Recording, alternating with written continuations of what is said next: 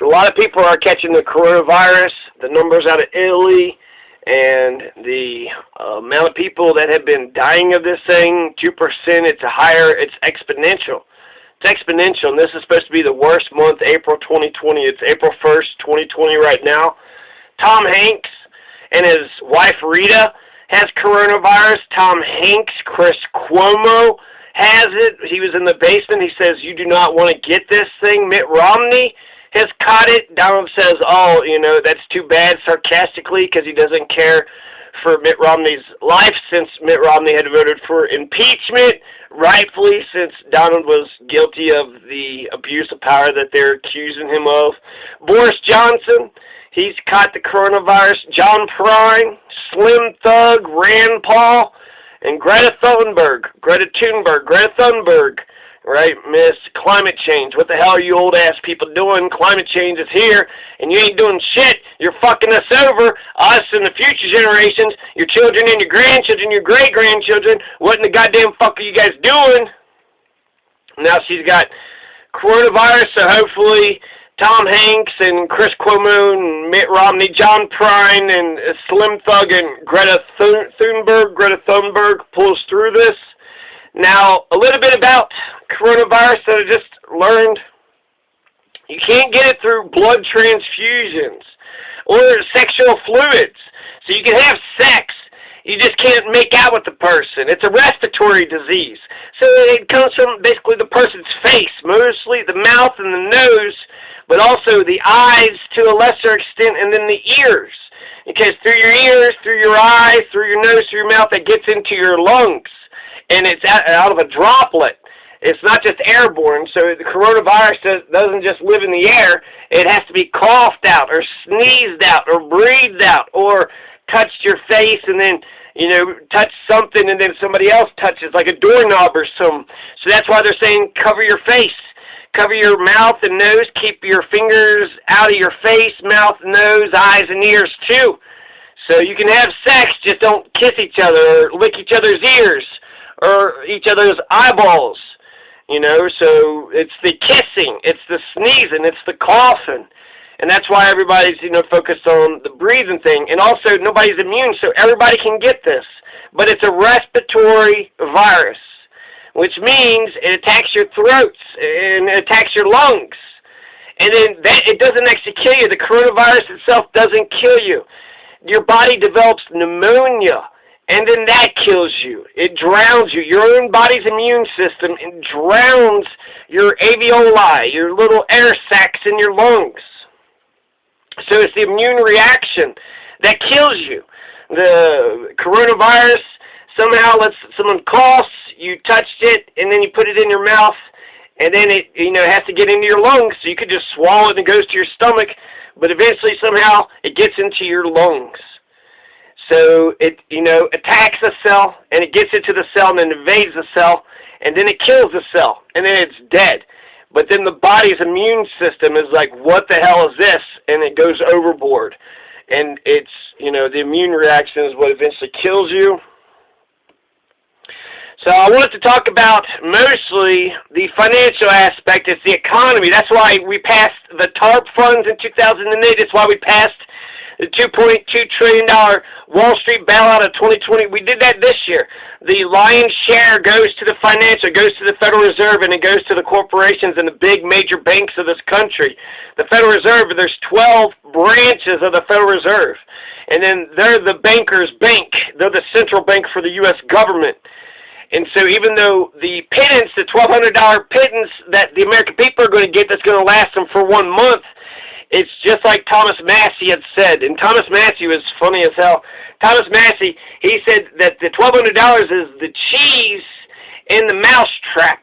And we're just a bunch of rats reaching for our $1,200. And we're going to get, the rat trap is going to kill us. And so this is the lion's share goes to the propping up the financial industry, the too big to fail assholes. Too big to fail, too big to jail. And so even though the coronavirus is triggering this Great Recession, so the financial system is not on solid ground. All it took was this little tiny coronavirus to, bring it to a screeching halt. And now the whole, house of cards are going to collapse. I'm trying to figure out what the hell, how this, American economy, it's very complicated, a lot of moving parts, but people want to shit on Jill Stein when she was right about quantitative easing. That we're doing $4.5 trillion worth of quantitative easing right now. She was calling for $1.3 trillion. There was only a quarter of the amount that we're giving to the big banks now. So she was right about quantitative easing. Peter Schiff says it's quantitative easing forever. Quantitative easing infinity. The U.S. digital dollar, I think, is a good idea. I think, in general, gold and silver, but the silver has industrial uses, so I'd be more partial for silver, but gold and silver, and then euro, I think the euro probably, it's all tied, actually. The euro is tied up with the dollar, so if you're going to save up on euros, you might as well save up on dollars. But I'm looking at alternative to dollars, because if it does, crash and burn, then you'll just need hard assets, right? It'll just be food, water, shelter. This is just, the things that people need. Those would be the inventory, right? You'll need inventory. So having assets, not just precious metals, but actually like furniture and land, and toilet paper. So I think having assets is a good idea. Saving dollars is a good idea. Gold and silver in general is a good idea. I think Bitcoin is probably a decent. It's been strong and resilient, and it's expensive as fuck. So Bitcoin is doing its thing, but cannabis coin I think is better because it actually is backed by marijuana, so it's backed by a commodity. So out of the digital currencies, I think cannabis coin would be good. If the U.S. did get a digital dollar out there, I think that would probably overtake Bitcoin and cannabis coin, maybe, depending, I don't know, how they set it up, right? So Bitcoin and cannabis coin, I like how cannabis coin set their shit up. There's pot coin, too, but cannabis coin, you can actually exchange cannabis coins for marijuana. So it's backed by marijuana. Like the dollar used to be backed by gold until Nixon took us off the gold standard. So I'm not, even though the economy is doing a straight nosedive, going straight down, if it's a coronavirus, for a month or two, markets are going to take a beating, but after the month or two, we'll get back together. So the U.S. dollar seems to be strong. The U.S. dollar is still beating the Canadian dollar, still losing to the euro, but at, margins that they've always been competing at. So I think that just arbitrarily, but I looked at the map or whatever, and I come up with this number, but that's below 2016. If the stock market is doing worse than when Donald first got in there, that's the halfway mark. That's where we're going down and down and down and down, and it doesn't seem like we're going to stop because for, 2-3 years we've had historic stock market gains. We had historic stock market gains under Clinton and Bush and Obama too, so the stock market just keeps on going up and up and up, which is kind of crazy how far, eventually all things must come to an end, right? How much longer can you grow forever? If you're McDonald's or Walmart, can you just keep growing and growing until you take it all over? It just seems like everybody can't keep growing. Eventually growth is going to be stopped just because there's too much foliage in the jungle.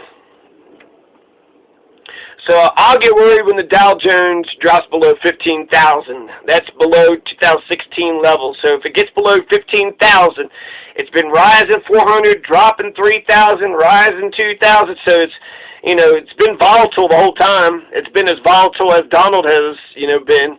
But he's pro-business, so that gives them confidence. But it's Donald, so it doesn't give them much confidence. So, yeah. TARP. What did we do last year, right? What did we do last year? Well, there's, Harvey Dent says this is the big one. I like that not Harvey, not Batman, but Harry Dent. I like that Harry Dent a lot. Richard Wolff he says that $2.2 trillion is too little too late. And it didn't work in 2008, so we're doing, the same insane shit that didn't work the first time. So the TARP. Was TARP successful? What is TARP? What is TARP all about? Okay, so 2008, it's going to be October 3rd, I believe, that George W. Bush is going to sign the Troubled Asset Relief Program into law. And this is $700 billion given to Henry Paulson to do as he pleases to save the American economy. Now, he had one idea, and then he goes to Prime Minister Brown, and Prime Minister Brown had 3 other proposals, and I think he goes along with these proposals. So, more funding, more debt guarantees, and infusing capital into banks via preferred stock. And the objective for Prime Minister Brown to Paulson was to directly support the bank's solvency and their funding, and it kind of nationalizes the banks because they bought stock into it, so therefore they own the banks. And then they said in 5 years it was 5%, and then 5 years it was going to go to 9%. So the government got a 5% dividend, but in 5 years they were going to get a 9% dividend in 2013. That was to encourage companies to buy their stocks back. And most people say that the TARP fund was successful, the money went out, and then most of the money came back in, and the Federal Reserve actually profited $11 billion. So they made money off this deal. So this is for liquidity, giving the money out to the banks. The specific banks that they had targeted were the New York Mellon, Bank of New York Mellon. We talk about Goldman Sachs, and they were bailed out, Morgan Stanley, J.P. Morgan, Wells Fargo, Bank of America / Merrill Lynch. But who talks about the Bank of New York Mellon? I mean, who gives it? Just if you're in New York, maybe, Bank of New York Mellon? Why is there a Mellon? Why you just throw Mellon in there at the end like that? And then State Street got bailed out too. So those are the 8 major companies: State Street, Wells Fargo, Morgan Stanley, J.P. Morgan, Goldman Sachs, Citigroup, Bank of New York Mellon, and Bank of America / Merrill Lynch. So the little man and woman, the homeless and the poor and the working class and the stagnant wages, the paycheck earners, the working class, they don't get bailed out. Small businesses don't get bailed out. But these are too big to fail. The Bank of America, well, that's too big to fail. We can't let that big-ass financial corporation fail. Not only do they employ a bunch of jobs, but if they fail, then it's a domino effect. The whole thing will just collapse, and then it's all just, pandemonium and chaos and anarchy. So the big 8 companies, right, nobody gets a bailout, but Bank of America does. Bank of New York Mellon does. State Street, Morgan Stanley, J.P. Morgan, Goldman Sachs, Citigroup, Wells Fargo. They all get, a nice little loan from the government to buy toxic assets, to buy the debt, these, troubled mortgage-backed assets, the mortgage bubble. But George W. Bush did not save the Lehman Brothers. Lehman Brothers went bankrupt first, so they were the sacrificial lamb. Wall Street said, fuck the Lehman Brothers. They're going to go down first for this shit. And then they got a bunch of, the rest of Citigroup and Wells Fargo, Bank of America got their handout from the U.S. How come the Lehman Brothers went bankrupt? Why didn't the U.S. government help out the Lehman Brothers? So let's talk about TARP, Troubled Asset Relief Program. What specifically was it? There was printing of money, there was quantitative easing, and it was a loan, so it's not a gift or it wasn't a grant, but it was a loan to these financial institutions, and they want to infuse capital into the banks via preferred stock, get them some money, get them working and going, and, there was some Dodd-Frank was passed saying that they couldn't do golden parachutes. So the first part of TARP, you had $700 billion. The first part of TARP, the first $400 billion, is going to be spent under George W. Bush, baby Bush, and then Barack Obama is going to spend the other $300 billion. So he's going to inherit the Great Recession, and he's going to inherit TARP. But he had actually indicated that he was in favor of TARP during the campaign when he was a candidate. So you have Paulson's program wasn't going to be made widely available. It was just going to be for those 8 major groups. You also had 23 community banks that it was helped. So there's some small, not small businesses, but 23 community banks were helped out by TARP. And so was PNC Financial. They borrowed $8 billion. National City Corporation was bought out by PNC. So PNC Financial borrows $8 billion from the U.S. government, not to give out loans to the American people or to help out the people with mortgage problems, but to buy another corporation. They bought National City Corporation for $6 billion, which was a bargain at the time. How could they not? But that's what they used the American government funds for, to buy other corporations and to consolidate, to concentrate power and consolidate wealth and concentrate power. So TARP's original purpose was increase the liquidity of money markets and secondary mortgage markets by purchasing the mortgage-backed securities, the MBS. And then they said, well, why not just buy the preferred stock? You want to get money into the company, but you don't want to be, have all these toxic assets. So you had $105 billion was authorized to be spent. October 14th, 2008, the capital purchase program, where the banks had to give the government a 5% dividend on their preferred stocks, and it would increase to 9% in 2013, which encouraged the government, that encouraged the Bank of Americas and Wells Fargo's and JP Morgan's to go back and, buy the crap stock that they had sold. And apparently most of these companies did it, right? And the American government makes $11 billion, so therefore they say it saved the economy. And I'm somewhat inclined to believe that the financial industry, and, we didn't go to a great recession, everybody didn't panic, there wasn't bank runs, and there wasn't bread lines, and unemployment lines, and shit. So it all didn't collapse, the fiction kept on going. So in that respect, but the wages have still been stagnant, poor people are still poor, home ownership is going down, the mortgage, the whole industry for the home ownership, we want people to get into homes. It's good for the economy for people to own their own homes. It's good for their security, it's good to put their when they earn what they go work and they put the stuff that they earn inside their house, so it's good for security, it's good for storage, it's good for storage of property. It's also your home, so you raise your family. And so, yeah, it's good to get people into homes. That's good for the economy. So that was $105 billion. $105 billion, right, to go to those 8 preferred stock in those 8 major companies. 23 community banks were helped, $386 million, so not even $1 billion, right? So just a pittance. But 23 community banks were assisted January 27th, 2009. November 10th, 2008, the U.S. Treasury had used the TARP funds to rescue AIG. They bought $40 billion worth of AIG preferred stock, and then those funds allowed AIG to retire its credit default swaps and stave off bankruptcy. Credit default swaps and derivatives. Credit default swaps and derivatives were just too complicated for Alan Greenspan. He didn't even know what the hell they were. But AIG can retire their, credit default swaps, retire their debt. The debt of AIG is now forgiven. They took a loan, right, so they got to pay the loan back, but they don't have to worry about that debt anymore.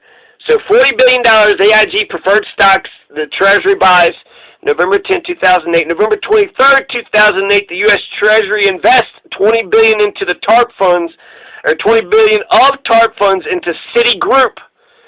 So Citigroup gets $20 billion specifically. AIG got $40 billion specifically. The banks got $400 million. Not even $1 billion. But AIG got $40 billion. Citigroup got $20 billion. And then March 2nd, 2009, the U.S. Treasury committed another $30 billion to AIG. So they didn't get their shit together. AIG got $40 billion in November, didn't fucking help. And then we give them another $30 billion in March. So that's, way to milk the U.S. taxpayer dry there, AIG. But that's a total of $70 billion. $70 billion is going to AIG for their toxic assets. Fannie Mae and Freddie Mac, they also guaranteed the loans from before, so there's no risk to the banks. You don't have Glass-Steagall, so the commercial and investment banking isn't separated. So the elimination of the Glass-Steagall Act, the whole fractional reserve system, it's supposed to save the economy, but the bank, once they give 10% of their reserves and give it to the Federal Reserve branch in their neighborhood, then they don't have to keep anything else. We've already given you 10%. Now we can do with whatever, all the money that the people bring into us, we can invest however we fucking see fit.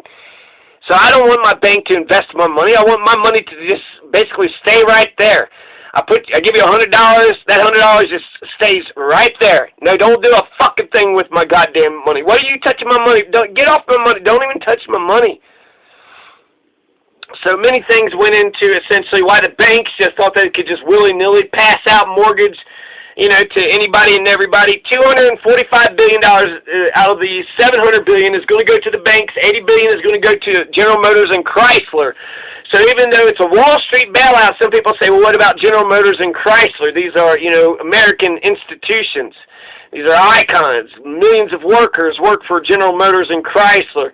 They got $80 billion, borrowed it, paid it back. $27 billion went to programs to increase credit availability to who? I mean, $27 billion just seems like it's kind of crazy reading about the TARP funds and their expenditures in 2008 because I'm an American citizen and I'm just not part of any of this at all. None of this has to do with me. December 2013 is when TARP is going to end. So TARP goes for 5 years. The U.S. government totally makes $11 billion, and then that's out of the $430 billion that was lent or given out. And so overall, most people consider it a success. Obama says he saved the economy. He did inherit the Great Recession. U.S. economy kept going. The housing market was still hit hard today. 2008 to pass TARP, U.S. Congress raised the debt ceiling to $11.315 trillion. So that's what the national debt was, $25 trillion in 2008. 2020, it's $25 trillion. Our national debt is $25 trillion. We just added another $2 trillion on top of the national debt. So to see if it was overall success, you got to look at the whole picture, right? So home ownership, GDP, homelessness. Look at poverty. If you double the poverty line, which they did that in 2008 for some reason, but people who are under twice the poverty line was 96 million Americans. 32% of Americans were under twice the poverty line, including 41% of kids, and this is up 31% in 2007. So there's more poor people in 2008.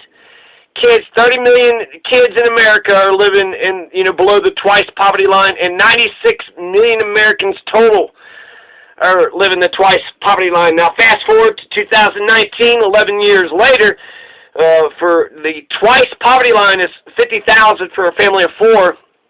It's 29%. It's 94 million. So it went down 2 million, but 94 million. 30% of American people are poor. 30% of the American people have been given a poverty death sentence. And if you say, well, it's twice the poverty line, okay, well, let's look at half the poverty line. That's $13,000 a year for a family of four. That's 5%. That's 17 million Americans who are half the poverty line. So you might say, well, they're, maybe underclass or lower middle class, but they're not poor with twice the poverty line. Well, half the poverty line, these are the poorest of the poor. We got 17 million of the poorest of the poor. And then look at, demographics. I think it's, 10% of whites are poor, but 21% of blacks are poor, 18% of Hispanics are poor, 24% of Native Americans are poor. They're all poor. People of color, 26% of disabled people are in poverty. So poverty is hitting blacks, Hispanics, Native Americans, and disabled people more than the general population. And, again, 17 million or 13,000 or less, the poorest of the poor, half a poverty line. 17 million are the poorest of the poor. 96 million are the total amount of poor people in America. So from 2008 to 2019, poor people went from 96 million to 94 million. 2 million less. But did TARP help out the homeless or the poor or the stagnant wages or the paycheck earners, the working class? No, it did not. It went to the big fucking banks to make sure they stayed afloat. And maybe that's the argument. It helped the economy, therefore everybody else is helped out, because they save the economy being healthy is good for everybody. $10 trillion national debt. Now it's $25 trillion. They just keep printing money up. They can't stop it. Republicans are supposed to be conservative, but it's the Republicans that $25 trillion. Donald, I thought you were going to do something about the debt. $25 trillion. How can we afford anything with a $25 trillion debt? How can we afford to spend anything? These are conservatives, and only Thomas Massey, you know, the second rate. He's surely at least second-rate grandstander, right? So Iceland, in the 2008 crash, they threw the bankers in jail. The financial industry is a house of cards, and it almost crashed the world's economy. Fuck you, bankers. You go to jail. You fucked over. You defrauded. You gave all these mortgages out to people that couldn't buy them. You defrauded them so you could take their fucking property. You created this crisis. You created this bubble. But in America, too big to fail means too big to jail. We bail out AIG, but not the Lehman Brothers. We bail out the Bank of America and Morgan Stanley, small business owners, working class students.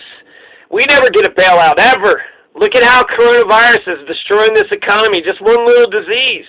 It's a good thing coronavirus isn't, you know, the bubonic plague or smallpox or, you know, the Spanish flu. Good thing coronavirus really isn't that huge of a deal, because this thing took out our economy. Our economy is too tentative, too volatile. It's a house of cards. It has no foundation. Capitalism should take its course. So I'm actually partial to the idea of just letting Lehman, you know, let Morgan Stanley and AIG and Bank of America go the way of Lehman Brothers. And we should prosecute these bastards, especially if there is widespread fraud. Why give these bastards billions of dollars when they're the ones that created the catastrophe? My God, a little tiny flu can knock the whole cards over? That's incredible. America can't take a 2-month vacation without the entire house of cards. So, God, they are totally dependent on the working class, like 100% through and through. So I'm for capitalism.